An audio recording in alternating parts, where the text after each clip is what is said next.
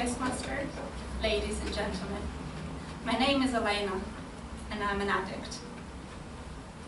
I'm not addicted to alcohol, I'm not addicted to drugs, I'm not addicted to sex. But what I am addicted is to the feeling of being outside my comfort zone. There is a saying that life begins at the end of your comfort zone. And I really believe that, because 3 of my lives have begun there. I was born in Uzbekistan, Soviet Union at the time. Somebody had to.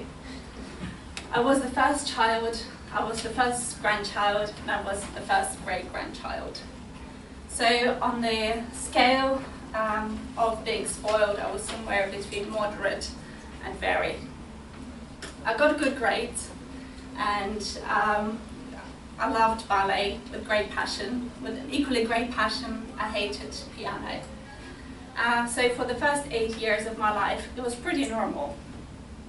I remember it was August 1991, and it was the beginning of the end of Soviet Union. Overnight, my dad went from having one of the top jobs in the country to practically being unemployed. My mum, who was a stay-at-home mum for 8 years, had to go out and earn money in a non-existent economy. So that's where my first life outside the comfort zone begins. So for the time in the ages between 8 and 15, I've seen my parents on average 5 days a week, a month. They didn't come to most of my birthday parties. They weren't there for the school plays. But what they did do is they sat me down at the beginning and they said that you're an adult now, and we want you to take responsibility for making the most out of the opportunities that we're currently working very hard to create for you. Looking back now, it's actually the greatest gift that any parent could give to their child. What they gave me is accountability for my own life. So I got myself up to school every day. I did my homework, I did all of the housework. I learned the value of money, and at 10 I started my first business.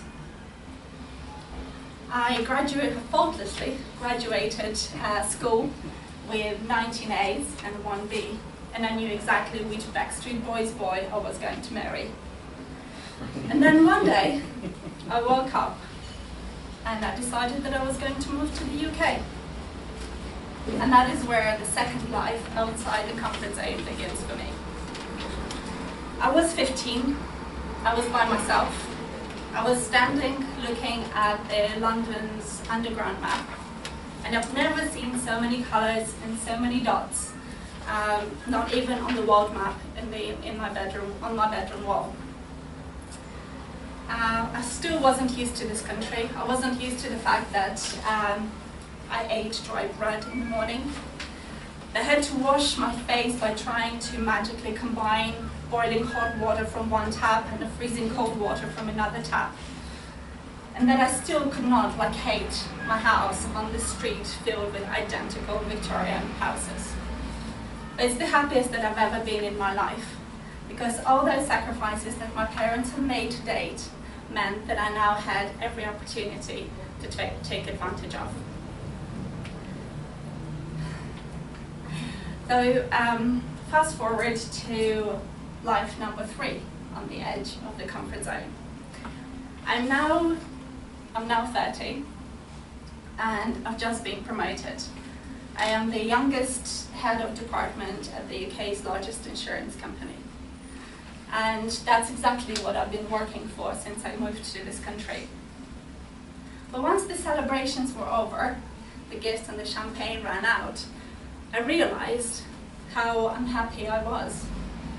Because I was back in my comfort zone. So 6 months later, I quit my career in the financial world, and I set up a business in manufacturing. And every day that I wake up, I have no idea what my day will bring. I will fail, or whether I will fail, or I will succeed. Most days I manage to do both. But what I do know is that every day I learn something new. And And I also know that tomorrow that something new is going to be my comfort zone.